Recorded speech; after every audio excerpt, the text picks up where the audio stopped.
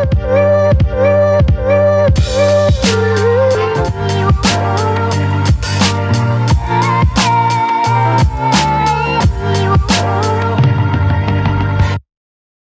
and welcome back teman-teman netizen atau warganet yang saya hormati semuanya. Di konten terbaru hari ini saya ingin memberikan analisa dari dua pertandingan English Premier League. Yang pertama antara West Ham versus Arsenal yang berakhir untuk kemenangan Arsenal dengan skor telak 0-6, dan yang kedua antara Aston Villa versus Manchester United yang berakhir untuk kemenangan Manchester United dengan skor tipis 1-2. Dengan hasil akhir ini berarti untuk sementara Arsenal berada di peringkat nomor 3 dan selisih poin mereka dengan Liverpool yang berada di peringkat nomor 1 adalah 2 poin. Selain itu juga teman-teman, Arsenal berhasil meraih 4 kali kemenangan secara beruntun di English Premier League. Sedangkan bagi Manchester United, dengan kemenangan ini berarti mereka semakin dekat ke zona 4 besar karena sekarang selisih poin mereka dengan Tottenham Hotspur yang berada di peringkat nomor 4 adalah 6 poin. Selain itu juga teman-teman, untuk pertama kalinya musim ini Manchester United berhasil meraih 4 kali kemenangan secara beruntun di semua kompetisi, dan juga untuk pertama kalinya musim ini berhasil meraih 3 kali kemenangan secara beruntun di English Premier League. Kalau menurut saya teman-teman, keberhasilan Arsenal dan juga Manchester United meraih kemenangan adalah berkat taktik dari pelatih mereka, yakni Mikel Arteta dan juga Erik ten Hag. Apa sih taktik dari dua pelatih ini? Nanti akan saya jelaskan. Tetapi pertama-tama saya ingin berterima kasih kepada teman-teman yang mendukung kemajuan dari channel YouTube Bola Bung Binder. Karena hingga hari ini jumlah subscribers telah melewati 829.000. Luar biasa dukungan yang teman-teman berikan. Dan saya harapkan dukungan dari teman-teman akan tetap konsisten. Dan jangan khawatir, seperti biasa saya akan selalu memberikan analisa secara logis, pakai akal sehat, dan tentunya fair alias netral. Nah, pertama-tama saya ingin membahas pertandingan antara West Ham versus Arsenal. Yang sampai hari ini saya masih gak percaya kok Arsenal bisa menang lawan West Ham dengan skor 0-6. Itu pun di kandang West Ham. Karena West Ham ini kan bukan tim kaleng-kalengan. Bahkan West Ham adalah tim yang menyingkirkan Arsenal di Piala Liga Inggris dan juga sebelumnya berhasil meraih kemenangan di kandang Arsenal dengan skor 0-2. Tapi para pemain Arsenal tampil all out alias on fire. Mereka membantai West Ham di kandang mereka sendiri. Dan seharusnya Arsenal itu bisa menang dengan jumlah gol yang lebih banyak lagi. Mungkin sampai 9 atau 10-0. Tapi ya udahlah, gak masalah. Yang penting mendapatkan 3 poin yang sangat berharga agar tetap terlibat dalam persaingan untuk menjadi juara dengan Manchester City dan juga Liverpool. Nah, sekarang saya jelaskan taktik dari Mikel Arteta. Dia meminta para pemain Arsenal jelas terlihat untuk bermain all out attack. Ya, buktinya apa? Buktinya dia menurunkan lebih banyak pemain yang ofensif. Nggak percaya? Lihat saja starting lineup dari Arsenal di tengah. Kali ini dia hanya memainkan satu gelandang pekerja, yakni Declan Rice yang merupakan mantan pemain dari West Ham. Luar biasa Declan Rice ini. Kalau bagi saya, Declan Rice adalah man of the match dari pertandingan semalam.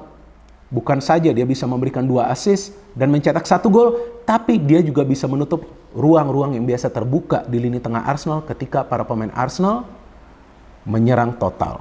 Jadi memang ketika Arsenal punya gelandang pekerja yang bisa bertahan secara baik dan juga bisa mendistribusikan bola, tentu opsinya bertambah bagi Arsenal dalam urusan mencetak gol. Plus tentunya Declan Rice punya insting yang bagus untuk mencetak gol. Karena terlihat dia sering sekali melepaskan shooting dari luar kotak penalti, dan kali ini dia melepaskan shooting dari luar kotak penalti yang melengkapi kemenangan dari Arsenal dengan skor 0-6.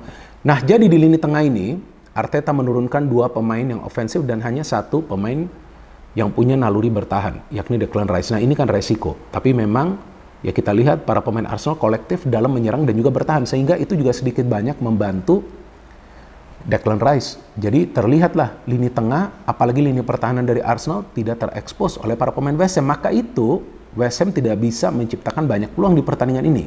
Dan saya jujur tidak melihat ada peluang yang berbahaya yang mengancam gawang dari David Raya. Jadi seperti nganggur aja nih David Raya sepanjang jalannya pertandingan. Dan di depan seperti biasa mengandalkan Kai Havertz, Martinelli, dan juga Bukayo Saka yang juga memang mainnya bagus sih Bukayo Saka. Bukan karena dia mencetak 2 gol, tapi dia terus merepotkan para pemain West Ham yang berada di lini pertahanan kan. Dan seharusnya Bukayo Saka ini bisa mencetak hat-trick, banyak sekali peluangnya di pertandingan semalam. Tapi it's okay lah ya. Yang penting dia bisa bermain secara konsisten dan intinya bermain kolektif, jangan egois saja. Martinelli ya walaupun nggak mencetak gol tapi okay lah, not bad ya permainannya. Dan Arsenal memang membutuhkan waktu yang lama untuk mencetak gol, melewati menit ke-30, tapi mereka all out, mereka mendominasi jalannya pertandingan. Sebelum mencetak gol pun kan Arsenal sudah menciptakan beberapa peluang yang berbahaya. Banyak peluang dari Trossard. Jadi Trossard ini juga harus pintar melakukan finishing, walaupun dia mencetak gol, tapi dia pun sama seperti Saka, seharusnya sudah bisa mencetak hat-trick. Jadi finishing pun harus tetap diasah oleh para pemain Arsenal. Tapi ya udahlah, yang penting bisa menang telak ya. So from the flow of the game, para pemain West Ham dipaksa bertahan. Bukan artinya mereka bermain dengan strategi bertahan, enggak. Tapi mereka dipaksa bertahan. Dan saya melihat bahwa peran dari Bukayo Saka, Odegaard, Trossard, dan juga Declan Rice ini sangat besar di menit-menit awal jalannya pertandingan. Karena mereka senantiasa membangun serangan secara cepat. Walaupun Declan Rice juga menutup ruang, tapi dia cepat mendistribusikan bola ke kanan, ke kiri, ke tengah. Jadi memang dia pemain yang punya visi yang luar biasa. Dan memang gol pertama dari Arsenal itu dicetak dari set piece. Tapi ini juga kan penting bagi Arsenal untuk mencetak gol dari set piece, yakni dari corner. Luar biasa assist dari Declan Rice. Ini assist yang mahal nih, atau umpan manja nih kepada Saliba. Gila gak Saliba bisa mencetak gol di tiang jauh. Ini gol yang sangat penting. Dengan gol ini level of confidence dari para pemain Arsenal meningkat. Dan mereka membombardir terus pertahanan dari West Ham. Dan seharusnya Bukayo Saka tuh mencetak gol. Dan saya bingung kenapa wasit hanya memberikan kartu kuning ke penjaga gawang West Ham, Areola, yang sudah melanggar Saka ketika dia running on goal. Harusnya kartu merah itu. Mungkin wasitnya udah tahu juga nih bakal pesta gol Arsenal. Tapi ya Saka harus melakukan finishing yang bagus ya. Nah setelah Saka mencetak gol itu ya saya sudah feeling udahlah nih keran gol akan kebuka. Karena West Ham hanya bermain di area mereka sendiri. Gak bisa counter, gak bisa ngapa-ngapain gitu loh. Dan saya melihat Gabriel bisa mencetak gol. Gila gak tuh? Gabriel dan Saliba, dua center back bisa mencetak gol. Sama juga umpannya dari Declan Rice. Kan jarang nih terjadi hal seperti ini. Sudah 0-3 ya udahlah tinggal tutup mata. Tunggu Arsenal dapat 3 poin. Udah 0-3 kan. Kemudian Trossard golnya cantik ya dari Odegaard. Dan di babak kedua saya kira bahwa Arsenal udahlah ngerem aja dulu. Tapi enggak, gila loh. Ini yang saya bilang nih taktik dari Arteta. Dia minta para pemain Arsenal pokoknya all out. Hajar aja terus. Dan ini sangat penting teman-teman. Tahu gak kenapa? Arsenal gak boleh kehilangan momentum di tengah jalannya pertandingan. Jadi mereka nggak mau kasih chance sama sekali kepada para pemain West Ham. Dan kita lihat itu gol dari Saka juga cantik banget ketika Odegaard bisa memberikan true pass, dia cutting inside, dia shooting. Jadi finishing dari Saka juga harus dia jaga, ya kan? Sebelum akhirnya Declan Rice bisa mencetak gol ke-6. Ini juga gol yang cantik loh, gila loh, dari luar kotak penalti begitu, shooting keras bisa menjebol gawang dari Areola. Dan juga hebatnya Declan Rice kan dia tidak selebrasi ya, mantan pemain dari West Ham. Jadi ya murni nih Arsenal menang. Yang pertama karena para pemainnya bermain kolektif. Gak kelihatan mereka egois, gak ada shooting-shooting yang spekulasi ya. Gak seperti biasanya ketika mereka melawan tim-tim papan tengah atau papan bawah kan mereka kebanyakan shooting-shooting yang spekulatif. Dan yang kedua, memang taktik dari Arteta ini dipahami oleh para pemain bahwa mereka harus terus menyerang ke lini pertahanan dari West Ham. Bahkan saya melihat para pemain bertahan Arsenal pun berada di ruang pertahanan dari West Ham. Gila kan. So well done for Arsenal. Paling tidak mereka membuktikan ketika para pemain ini nyetel, tidak ada tim yang bisa menghentikan Arsenal. Walaupun nanti kita lihat lah ya lawan Manchester City. Dan sekarang saya ingin membahas pertandingan kedua antara Aston Villa versus Manchester United. Ini juga pertandingan yang penting teman-teman. Bagi MU, mereka harus menang, mereka harus mengoleksi poin.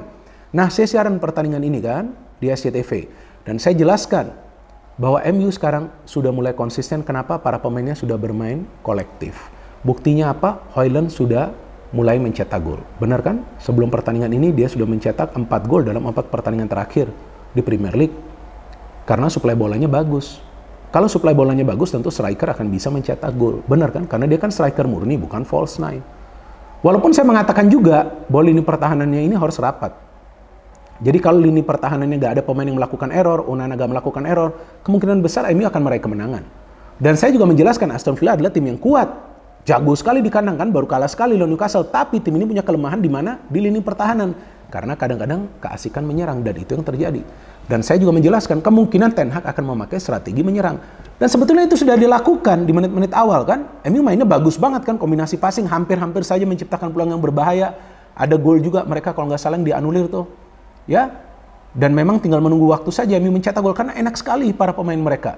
Hanya satu perubahan loh yang dilakukan oleh Erik Ten Hag di line up. Artinya dia tidak ingin mengganggu chemistry yang sudah terbentuk di antara para pemain. Siapa yang main? Lord Maguire. Dan bagus dia mainnya. Solid banget di pertahanan, bahkan kasih 1 assist kan ke Højlund, bukan Haaland ya, jadi dicatat tuh. Ya tapi bisa juga nanti dia menjadi Haaland kalau seperti ini suplai bolanya kepada dia ya, pintar mencari ruang.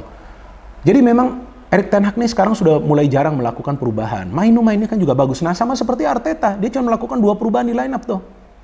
Dia memainkan Kiwior di kiri, menggantikan Zinchenko, dan juga kemudian memainkan Trossard di tengah, menggantikan Jorginho. Jadi ya ini pergantian-pergantian ini sangat penting.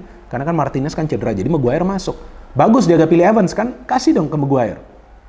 Dia fight terus kan sekarang di setiap pertandingan. Dan memang MU mencetak gol pertama ini juga bagus golnya.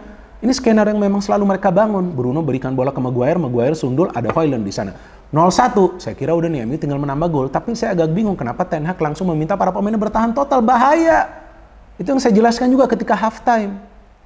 Ini memberikan ruang dan waktu bagi para pemain Aston Villa untuk membangun serangan. Tapi inilah bagian dari rencana Erik Ten Hag.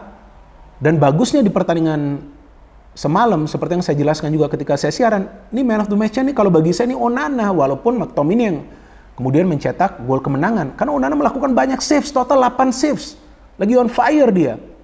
Dan memang Aston Villa bermain menyerang total dan memang mereka bermain lebih baik daripada Manchester United karena MU-nya memilih bertahan total setelah unggul. Nah, babak kedua tinggal menunggu waktu saja Aston Villa mencetak gol karena banyak peluang dari mereka dan si David Luiz ya atau Douglas Luiz ya yang mencetak gol ya. Nah, saya lupa nih namanya nih karena saya tadi keasikan membahas tentang Arsenal ya. Nah, Douglas Luiz kayaknya tuh yang mencetak gol. Nah, Douglas Luiz ini mencetak gol kan. Cakep golnya, tapi ngapain juga dia ngejek ke Onana? Kan kena karma tuh dia. Buat apa dia ngejek begitu kan? Pertandingan masih lama kok. Saya jujur waktu saya nonton, wah saya bilang nih biasa pemain yang begini nih pasti kena karmanya. Bener kan? Akhirnya McTominay bisa mencetak gol. Ya mungkin bagi para fans yang netral ya, artinya fans dari tim-tim lain, ya tentu akan mengira bahwa MU ini menang ya karena keberuntungan. Enggak, ini memang bagian dari taktik Ten Hag. Ketika sudah 1-1 main lagi nyerang MU kan? Mulai lagi menciptakan peluang. Jadi memang ini taktik dari Erik Ten Hag ini sekarang mulai sulit dibaca. Walaupun bisa menjadi bumerang karena dia meminta para pemain itu bertahan total. Tapi pergantian pemain yang dilakukan ini sangat berani. Menarik keluar Rashford kan, memainkan McTominay. Nah, saya kaget kenapa McTominay dimainkan. Nah, betul kan menarik keluar Rashford. Kenapa? Karena dia meminta para pemain lebih banyak memberikan umpan-umpan silang. Gak lama setelah McTominay masuk, umpan silang dari Dalot, ya kan? Langsung di heading sama McTominay. Gila loh, dramatis banget. Ini kemenangan yang sangat vital bagi MU dan ini yang memberikan momentum bagi MU untuk terus bermain seperti ini, bermain dengan level disiplin yang tinggi. Onana harus tetap on fire dan 2 match selanjutnya bagi mereka adalah lawan Luton dan juga lawan Fulham yang seharusnya di atas kertas mereka bisa meraih kemenangan. Jika mereka meraih kemenangan lagi dalam 2 pertandingan selanjutnya, baru kita bisa simpulkan bahwa Manchester United telah kembali, telah mendapatkan momentum mereka dan saya melihat Erik Ten Hag konsisten memainkan Mainu. Luar biasa pemain ini, disiplin, pemain muda tapi gak aneh-aneh, ya.